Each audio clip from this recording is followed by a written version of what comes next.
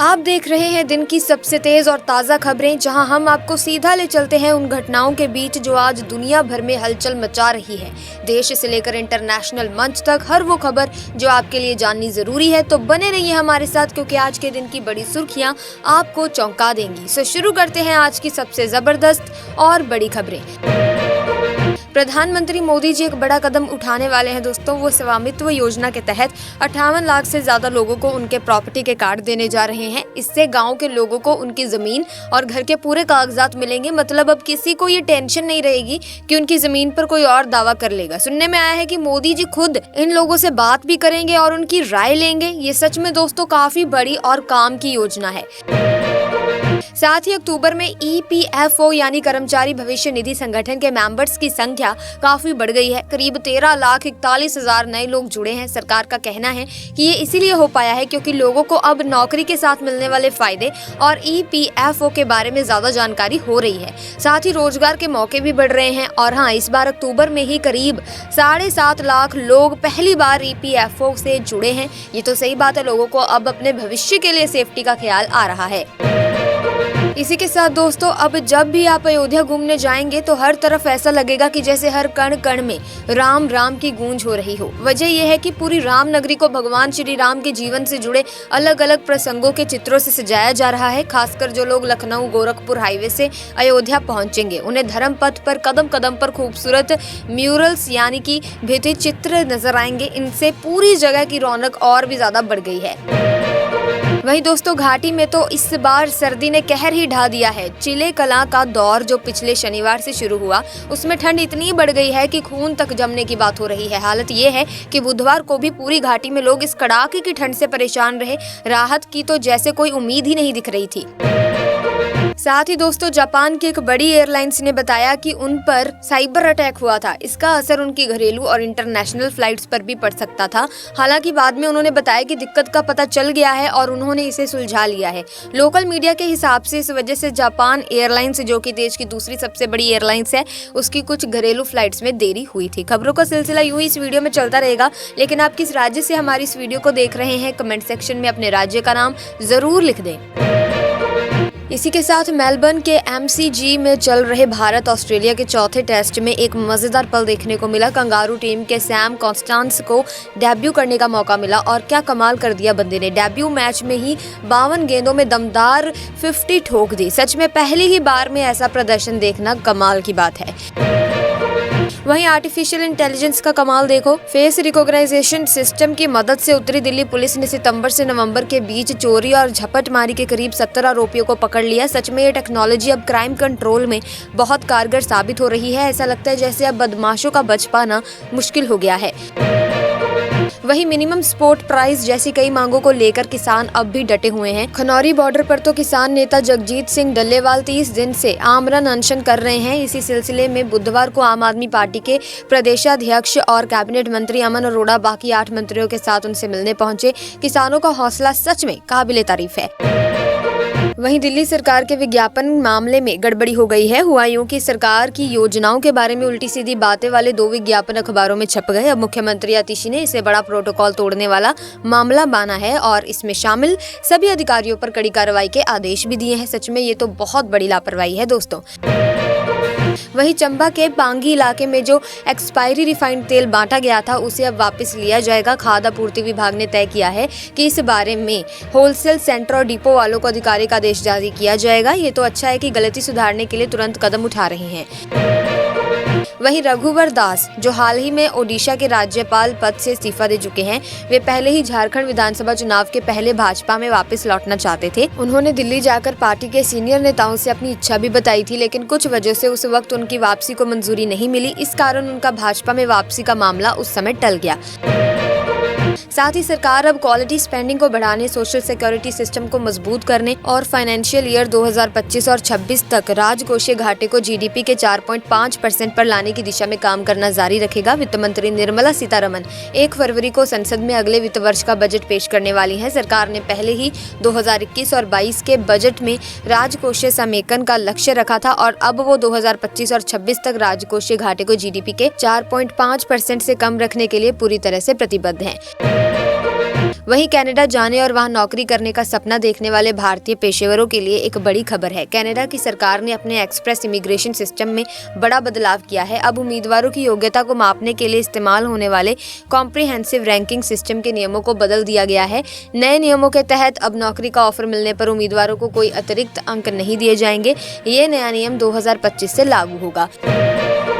दोस्तों, पूर्व प्रधानमंत्री अटल बिहारी वाजपेयी की 100वीं जयंती के मौके पर राष्ट्रपति द्रौपदी मुर्मू, उपराष्ट्रपति जगदीप धनखड़ और प्रधानमंत्री नरेंद्र मोदी सहित कई प्रमुख नेताओं ने सदैव अटल स्मारक पर जाकर उन्हें श्रद्धांजलि अर्पित की। जैसे ही दोस्तों रेपो दर में कटौती होती है तो वैसे ही बैंक भी कर्ज की दरें घटा सकते हैं। इसका मतलब ये होगा कि लोगों को होम लोन, कार लोन जैसे कर्ज की मासिक किश्त कम चुकानी होगी। रिपोर्ट में ये भी कहा गया है कि अगर खाद्य कीमतों में गिरावट आई तो आरबीआई पर आर्थिक वृद्धि को बढ़ावा देने के लिए नीतिगत दरों में और कटौती करने का दबाव बढ़ेगा। इसी के साथ 2024 साल भी दोस्तों खत्म होने को है और इस साल भारत में कई अहम राजनीतिक घटनाएं हुई। ये वही साल था जब लोकसभा चुनाव हुए और 62 साल बाद किसी पार्टी ने लगातार तीसरी बार सरकार बनाई। इसके अलावा इस साल 8 राज्यों के विधानसभा चुनाव भी हुए। दिल्ली में एक बड़ा राजनीतिक संकट भी पैदा हुआ जब मुख्यमंत्री अरविंद केजरीवाल जेल चले गए। झारखंड और हिमाचल में भी सरकारों के सामने संकट आया। इसी के साथ नेशनल हाईवे अथॉरिटी ने एक नई पायलट परियोजना शुरू की है जिसका उद्देश्य आवारा मवेशियों के कारण होने वाली दुर्घटनाओं से बचाव करना है। इस परियोजना के तहत राष्ट्रीय राजमार्गों पर आवारा मवेशियों के लिए 0.21 से 2.29 हेक्टेयर तक के आश्रय बनाए जाएंगे ताकि इन मवेशियों की मौजूदगी कम हो सके। शुरुआत में यह पहल उत्तर प्रदेश हरियाणा सीमा और NH 334B के रोहना खंड जैसे विभिन्न राष्ट्रीय राजमार्गों पर लागू की जाएगी। वहीं कैम्ब्रिज यूनिवर्सिटी के रिसर्चर्स ने रेगिस्तानी टिड्डी दल के खिलाफ बड़ी सफलता हासिल की है। उन्होंने एक तरीका विकसित किया है जिसके जरिए हम ये अनुमान लगा सकते हैं कि ये कीट कब और कहां झुंड में आएंगे ताकि दोस्तों हम समय रहते उनसे निपट सकें। ये टिड्डी दल इतने विनाशकारी होते हैं कि एक दिन में एक झुंड 1 वर्ग किलोमीटर तक फैलते हुए 35,000 लोगों को खिलाने जितना खाना चट कर सकते हैं। वहीं असम पुलिस ने 2 अलग-अलग अभियानों में 22 बांग्लादेशियों को गिरफ्तार किया है जो अवैध रूप से भारतीय क्षेत्र में प्रवेश करने के आरोप में पकड़े गए। मुख्यमंत्री हिमंत बिस्वा शर्मा ने सोमवार को इस बारे में जानकारी दी। उन्होंने बताया कि गिरफ्तार किए गए लोगों में 5 बच्चे भी शामिल हैं। साथ ही कजाकिस्तान के अक्तो हवाई अड्डे के पास एक विमान दुर्घटना का शिकार हो गया।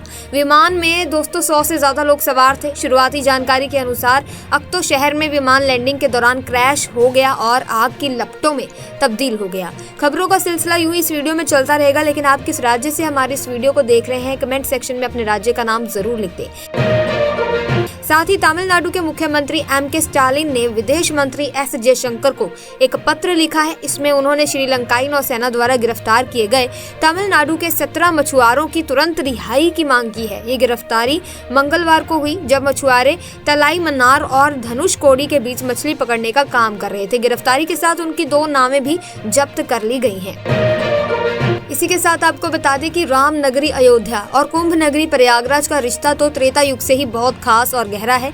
दोस्तों, दोनों जगह धार्मिक और आध्यात्मिक रूप से हमेशा से एक दूसरे से जुड़ी रही हैं। इस साल प्रयागराज में महाकुंभ का आयोजन 13 जनवरी से शुरू हो रहा है और उसी वक्त अयोध्या रामलला के पहले पटोत्सव के उत्सव में डूबी होगी।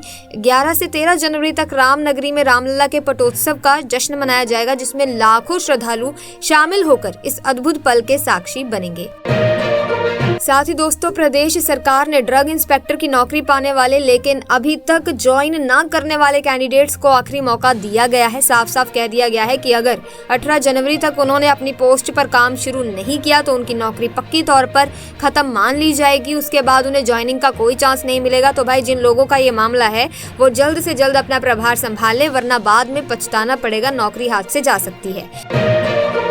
वहीं देखिए, अब जिले के हर दफ्तर में ई-ऑफिस प्रणाली लागू हो रही है। सीएम योगी आदित्यनाथ ने साफ साफ कह दिया है कि 1 जनवरी से ब्लॉक, तहसील, मुख्यालय और मंडल स्तर के सभी दफ्तरों में फाइलों का कामकाज और चिट्ठियों का आदान प्रदान सिर्फ ई-ऑफिस के जरिए ही होगा। मतलब पुराना कागज पत्र वाला सिस्टम अब खत्म होने जा रहा है। इससे काम में तेजी तो आएगी ही और चीजें ज्यादा ट्रांसपेरेंट होंगी। तो अगर किसी दफ्तर में अभी भी तैयारी अधूरी है तो जल्द से जल्द इसे पूरा करना होगा।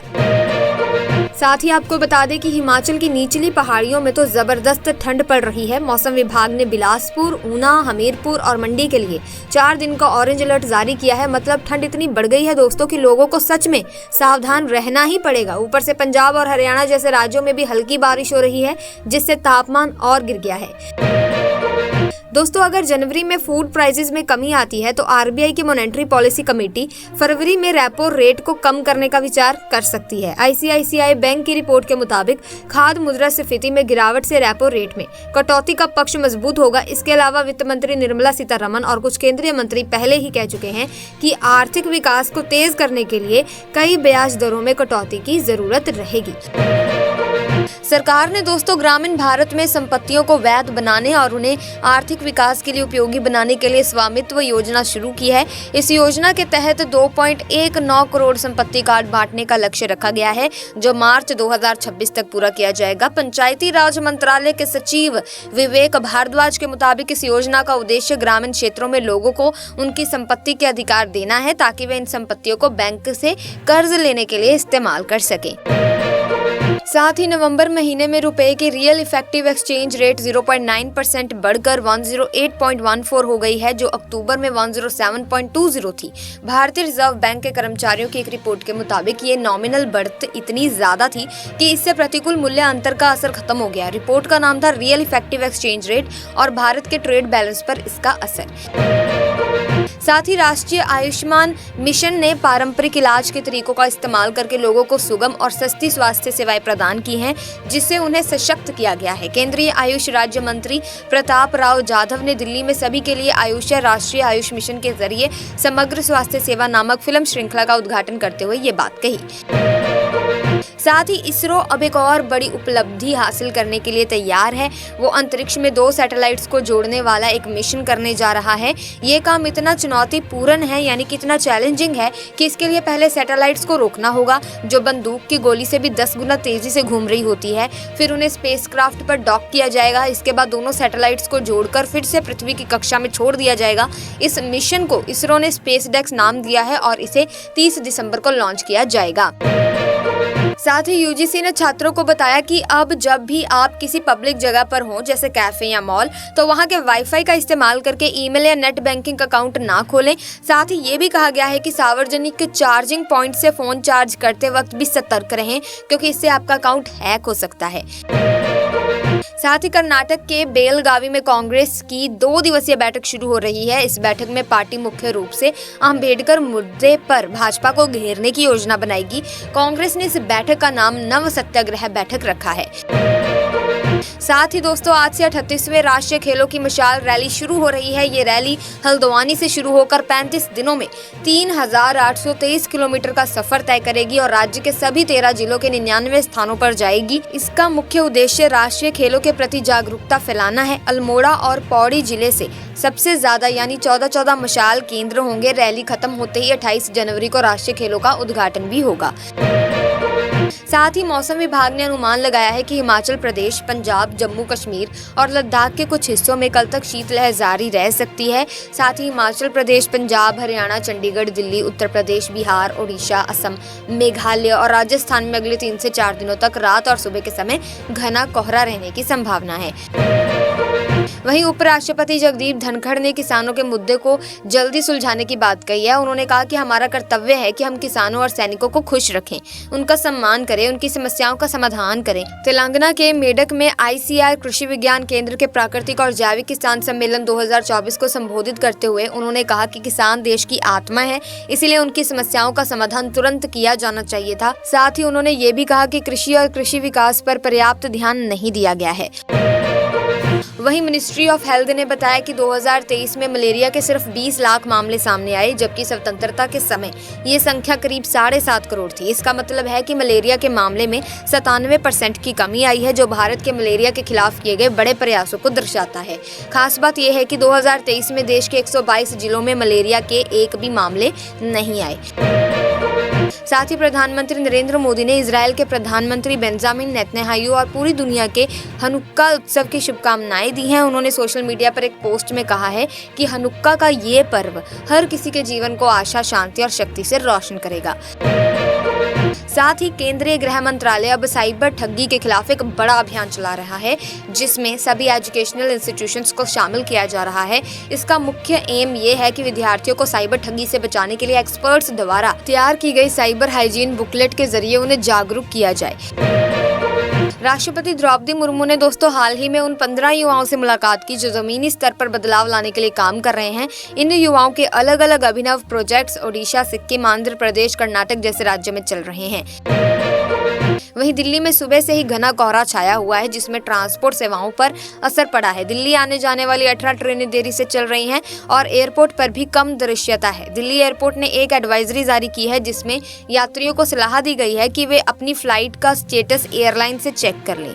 इसी के साथ आज की वीडियो में बस इतना ही। आई होप वीडियो इन्फॉर्मेटिव लगी होगी आपको। अगर हाँ तो आप इस वीडियो को लाइक करें, शेयर करें, चैनल को सब्सक्राइब करके बेल आइकन को प्रेस कीजिए ताकि नए वीडियोस की अपडेट आपको मिलती रहे। मिलेंगे जल्दी, तब तक के लिए जय हिंद, जय भारत।